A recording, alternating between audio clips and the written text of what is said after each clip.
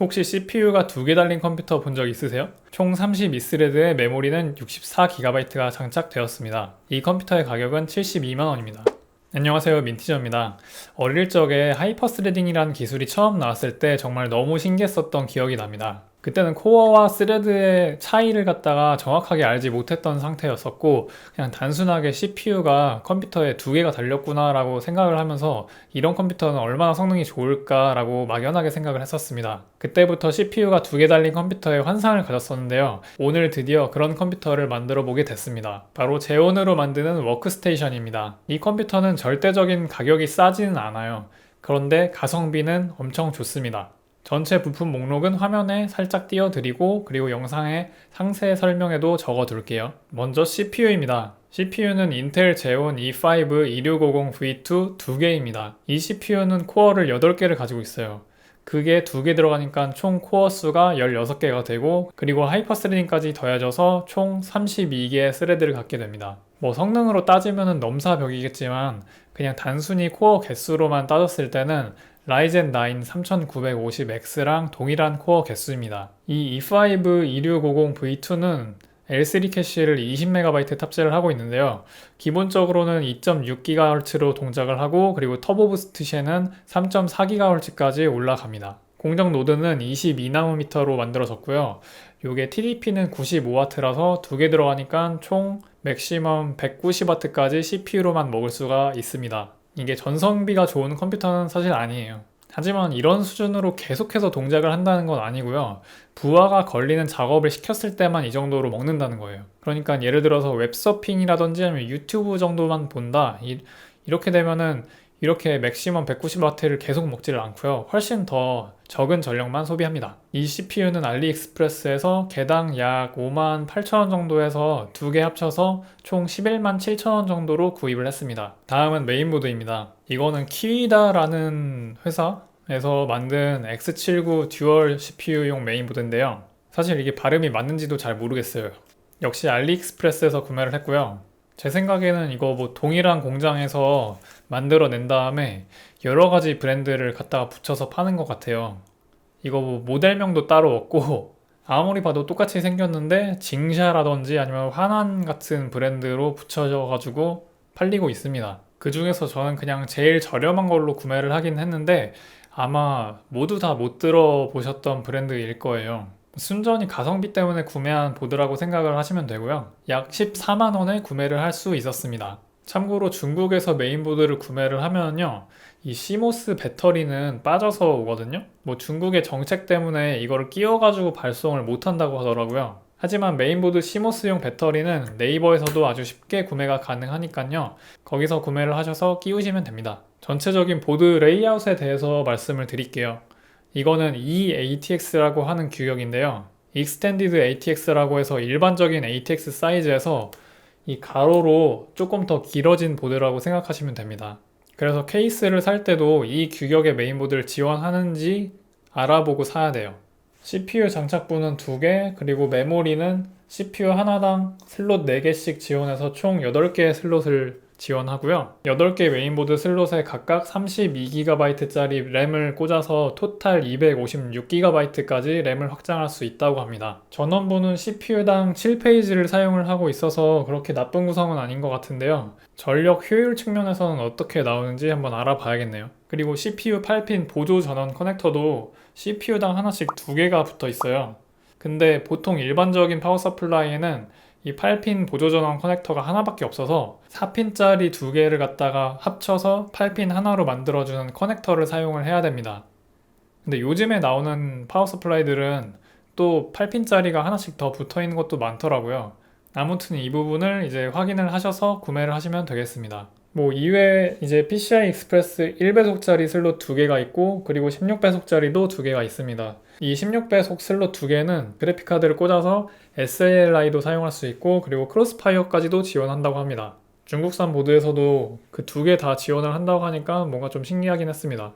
그리고 여기 NVMe를 지원하는 M.2 슬롯 하나 있고요. SATA 3 2개, SATA 2 4개를 지원하고 있고, 출력단에는 USB 3.0 2개를 포함해서 총 USB 8개를 지원을 하고 있고, 그리고 기가비트 듀얼랜을 지원하고요. 그리고 내장 사운드까지 지원을 하면서 이 메인보드가 개인이 사용하는 PC 성격을 좀 더 많이 갖고 있다는 그런 느낌을 보여줍니다. 다음은 메모리입니다. 요거 삼성전자의 DDR3 10600 ECC 메모리 한 장당 16GB짜리를 총 4장 꽂아서 64GB로 구성을 했습니다. 중고나라에서 개인한테 토탈에서 13만원 주고 구매를 했고요. 서버용 ECC 메모리라서 보통의 일반적인 PC에서는 사용을 못하지만 이 컴퓨터에서는 아주 잘 작동합니다. 신품 중고 통틀어서 메모리 중에서 지금 제일 가성비가 좋은 게 이 DDR3 서버용 ECC 램이거든요. 그래서 상당히 저렴한 가격으로 구매를 할 수 있습니다. 다음은 그래픽카드입니다.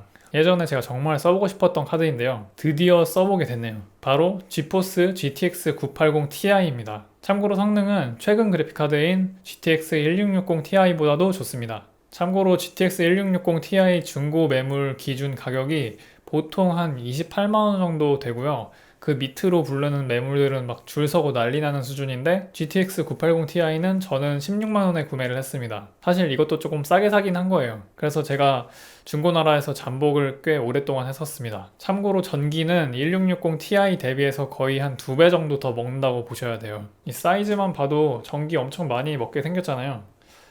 다시 말씀드리지만 이 컴퓨터는 전기를 많이 먹어요. 그래서 얼마나 먹는지도 제가 테스트해서 알려드리도록 하겠습니다. 아무튼 전성비 말고 가성비 측면에서는 저는 이 980 Ti가 현 시점에서 가성비 탑 오브 탑이라고 생각이 되고요. 이것보다도 더 높은 성능이 필요하다라고 하면은 그냥 최신 카드로 가는 게 맞다고 생각합니다. 뭐 RTX 2060 슈퍼 같은 카드인데요. 그런 카드가 이 980 Ti보다 성능은 한 20% 이상 좋을 것 같긴 한데 중고가가 최저 40만원 이상부터 책정이 되어 있습니다. 그러니까 거의 한 3배 정도 비싸다고 보시면 돼요. 다음은 SSD입니다. 이건 지난 영상에서도 소개시켜드렸던 삼성전자의 PM981A 벌크 제품인데요. 256GB짜리고요. 제 생각에는 이거 NVMe SSD 중에서는 이거보다 가성비가 좋은 게 없다고 생각이 들어서 이번에도 동일하게 다시 사용을 했습니다. 다음은 파워 서플라이입니다.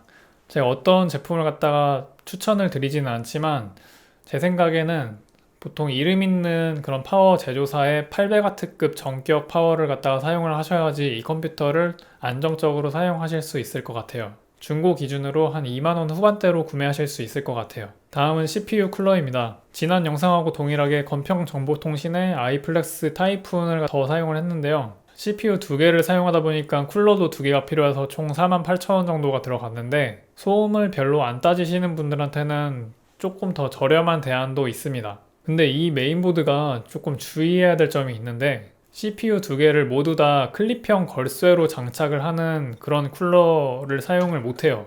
둘 다 나사 고정형 쿨러를 사용하던지 아니면 하나는 나사 고정, 하나는 클립형 이렇게 사용만 할 수가 있어요. 메인보드에 클립형 쿨러 가이드를 끼우면은 이게 두 부분이 맞닿으면서 걸쇠를 장착을 못하게 되어 있더라고요. 그러니까 이게 뭐 중국산 메인보드에 이런 디테일함이 없는 게 특징인데 그래서 미리미리 좀 확인을 해보고 쿨러도 구매를 해야 됩니다. 마지막으로 케이스인데요. 케이스는 저는 원래 쓰던 거를 재활용했고 굳이 이 케이스 말고 다른 케이스 중에서 이 ATX 메인보드 사이즈를 지원하는 케이스 중에 뭐 마음에 드는 거를 골라서 구매하시면 됩니다. 이렇게 총 72만원 선에서 워크스테이션 조합을 만들었는데요. 여기서 나는 메모리가 뭐 굳이 64GB까지는 필요 없다 하시는 분들은 그냥 32GB만 해서 65,000원을 빼가지고 토탈 총 65만원 선에서 조합을 하실 수도 있을 것 같아요. 자, 그럼 이제 조립을 해서 다시 돌아오도록 하겠습니다. 자, 조립을 마쳤고요. 테스트를 진행해 보도록 할게요. 영상이 많이 길어져서 오늘은 조립 영상은 패스하도록 할게요. 먼저 시네벤치 릴리즈 20입니다. 멀티코어 점수 약 4,400점으로 총 12만원 정도 주고 산 CPU 치고는 상당히 좋은 성능을 보여줍니다. 참고로 라이젠 7 2700X와 그리고 3700X가 각각 4000점과 5000점 정도를 보여주는데요. 대략 그 중간 정도 되는 성능입니다. 이런 그래픽 렌더링을 기반으로 하는 테스트에서는 멀티코어의 성능을 모두 뽑아주면서 아주 지리는 가성비를 보여줍니다. 다음은 3D마크 파이어 스트라이크 점수입니다. 그래픽 스코어는 약 17,000점, 피직스 스코어는 약 18,000점을 기록해서 토탈 점수는 15,000점 가량을 기록을 했습니다. 이런 그래픽카드 위주 벤치마크에서는 이 멀티코어 성능이 100% 반영이 되지는 않더라고요. 다음은 타임스파이입니다. 역시나 동일하게 CPU 스코어가 4600점 가량으로 나오면서 멀티코어의 성능이 발휘되지 못하는 테스트임을 알 수 있었습니다. 다음은 CPUG 벤치입니다. 여기선 오히려 라이젠 7 3700X보다도 10% 이상 더 빠른 멀티스레드 성능을 보여줬습니다. 역시 코어 수가 깡패죠. 하지만 싱글 스레드는 한참 밀리는 성능입니다. 이 컴퓨터는 코어빨과 가성비로 승부하는 시스템이기 때문에 어쩔 수가 없어요. 최신 CPU는 안됩니다. 다음은 3D 그래픽 작업용 프로그램인 블렌더 테스트입니다. 이것도 시네벤치와 더불어서 상당히 많이 진행하는 테스트인데요. 몇 가지 테스트가 있지만 BMW 자동차를 렌더링하는 테스트가 제일 대표적이거든요. 이 컴퓨터는 187초 만에 렌더링을 마쳤습니다. 참고로 블렌더 홈페이지에서 확인했을 때는 라이젠 7 2700X는 렌더하는데 198초 이상 걸렸고, 그리고 3700X는 156초 이상 걸렸습니다. 시네벤치랑 비슷하게 딱 그 둘의 중간 정도 되는 성능인 것 같아요. 다음은 게임으로 알아보겠습니다. 사실 이런 다중코어를 사용하는 2CPU 시스템은 게임 성능이 눈에 띄게 좋거나 하지는 않아요. 최신 게임 말고는 32스레드를 전부 사용하는 게임이 별로 없을 뿐더러 보통은 최대로 써도 16스레드 정도거든요. 그래도 테스트는 해봐야겠죠. 첫 번째는 오버워치입니다. 옵션은 높음에 렌더링 스케일은 100%로 테스트를 진행을 했는데요. 평균 약 180프레임, 그리고 하위 1%는 약 100프레임 정도를 기록을 했습니다. 나쁘지는 않지만 코어 수를 생각하면은 좋지도 않은 결과라고 생각이 되는데요. 보시면 CPU 사용률이 20%를 넘어가는 일이 드물고 그래픽카드도 70%를 거의 넘지 않는데요. 추측으로는 적은 수의 CPU 코어만 사용하기 때문에 전체 CPU의 사용률은 낮지만 실제로 쓰이는 CPU의 성능이 GTX 980ti의 성능을 전부 끌어내지 못했던 것으로 보입니다. 다음은 디아블로 3입니다. 디아블로도 다르진 않아요. 물론 평균 100프레임 이상은 뽑기 때문에 게임에는 문제가 없지만 생각보다 프레임이 안 나오죠. CPU 사용률을 보면은 5%대에서 놀고 있습니다. 왜냐면은 디아블로 3는 기본적으로 코어를 딱 2개만 사용하는 게임이기 때문입니다. 그래서 코어당 성능이 중요하기 때문에 이런 다중코어 시스템이 유리한 게임은 아니에요. 그래도 게임하는데 문제는 없습니다. 그리고 마지막은 배틀그라운드입니다. 역시나 비슷한 결과를 보여줬는데요. CPU 사용률은 거의 20% 이하로 유지가 되고 그래픽카드도 50%를 잘 안 넘기고 있습니다. 그리고 왜 매번 평균 100프레임이 나오는지는 모르겠는데 이번에도 평균 100프레임이네요. 신기하다고 해야 될지도 모르겠지만 아무튼 다리도 건너고 되게 인게임에 꽤 오래 있었는데 결국 항상 체크하는 지점에서 평균 100프레임이 나왔습니다. 제 생각에 게임은 높은 코어 성능을 가지고 있는 헥사코어나 아니면 옥타코어 CPU가 현 시점에서는 제일 맞지 않나 그렇게 생각을 해요. 다음은 전력 소비량 테스트입니다. 참고로 화면상의 소비 전력은 컴퓨터 본체 전체의 전력입니다. CPU랑 GPU 모두 합쳐져 있으니까 참고를 해주시고요. 4K 유튜브 영상을 시청할 때는 약 150W 수준, 그리고 CPU 위주 작업인 링스 테스트를 할 때는 약 한 290W 정도, 그리고 GPU 위주 작업인 퍼마크를 돌릴 때는 약 400W 수준으로 측정이 되었습니다. 그리고 마지막으로 링스랑 퍼마크를 둘 다 켜서 테스트할 때는 약 460W 수준으로 전력 소비를 했습니다. 그럼 마무리를 해볼게요.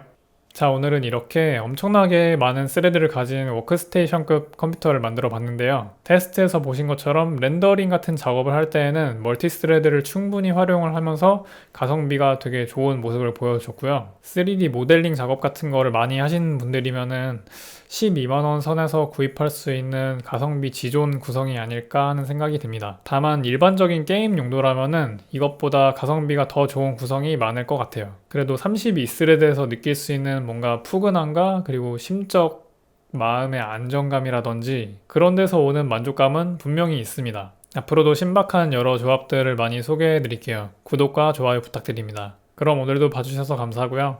행복한 하루 되세요.